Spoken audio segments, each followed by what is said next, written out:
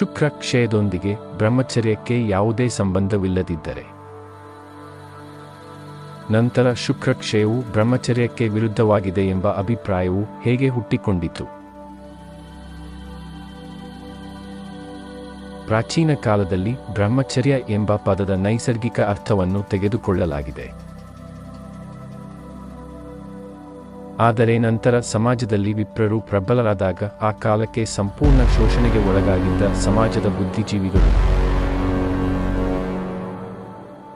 ಯೋಚಿಸಿ ನೋಡಿದರು. ಧಾರ್ಮಿಕ ಆಚರಣೆಯನ್ನು ಸಾಮಾನ್ಯ ಜನರ ಅಥವಾ ಮನೆಯವರ ಕೈಯಲ್ಲಿ ಬಿಟ್ಟರೆ ಇಷ್ಟು ದಿನ ಪಾಲಿಸಿಕೊಂಡು ಬಂದ ಶೋಷಣೆಯ ಅಸ್ತ್ರ ಯಾವಾಗ ಬೇಕಾದರೂ ನಾಶವಾಗುತ್ತದೆ. ಧಾರ್ಮಿಕ ಭಾವನೆಗಳ ಪ್ರೇರಣೆಯಿಂದ ಸಾಮಾನ್ಯ ಜನರಲ್ಲಿ ಆಲೋಚನಾ ಶಕ್ತಿ ಹೆಚ್ಚಾಗುತ್ತದೆ.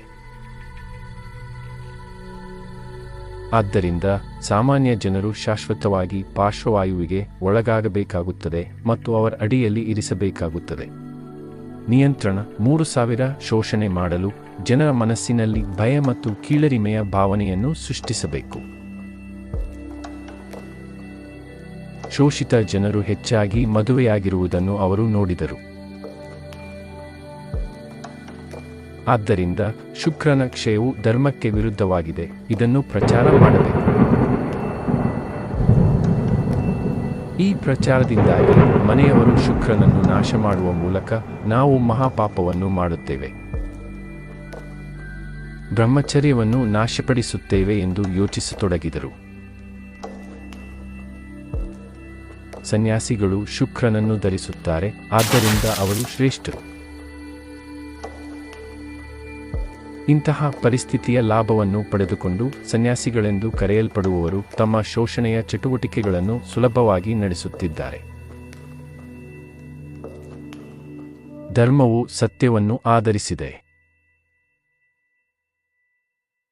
ಧರ್ಮ ಸಹಯಾತ್ರೆಯಾಗಲಿ ಸತ್ಯಮಸ್ತಿಯಾಗಲಿ ಅಲ್ಲ. ಎಲ್ಲಿ ಸತ್ಯವಿಲ್ಲವೋ ಅಲ್ಲಿ ಧರ್ಮವಿಲ್ಲ. ಬ್ರಹ್ಮಚರ್ಯದ ಈ ವಿವರಣೆಯಲ್ಲಿ ಏನೇ ಇದ್ದರೂ ಅದು ನಿಜವಲ್ಲ.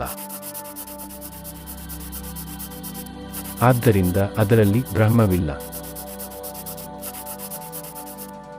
ಸರಳವಾದ ಸತ್ಯವನ್ನು ಒಪ್ಪಿಕೊಳ್ಳುವುದರಿಂದ ಮಾತ್ರ ಮನುಷ್ಯನು ಪರಮ ವೈಭವದತ್ತ ಸಾಗಬೇಕಾಗುತ್ತದೆ. ಇದು ಸಾಧನಾ ಮಾರ್ಗ. ಇದು ಧರ್ಮದ ಮಾರ್ಗವಾಗಿದೆ. ನಿಜ ಜೀವನದಲ್ಲಿ ಸರಳವಾದ ಮತ್ತು ಸುಲಭವಾದ ಸತ್ಯವನ್ನು ತಿರಸ್ಕರಿಸುವ ಮೂಲಕ ಇದು ಉಚಿತವಾಗಿ ಸಾಧ್ಯ. ಏನಾದರೂ ಮಾಡಲು ಧಾರ್ಮಿಕ ಸಾಧಕರು ಸವಾರಿ ಮಾಡುವುದು ಅನುಕೂಲವಿರಬಹುದು, ಆದರೆ ಅವರ ಧರ್ಮದ ಘನತೆಯನ್ನು ಉಳಿಸಲಾಗುವುದಿಲ್ಲ. ಇದು ಸತ್ಯದ ಮಾರ್ಗವಲ್ಲ, ಆದರೆ ಬೂಟಾಟಿಕೆಯ ಮಾರ್ಗ.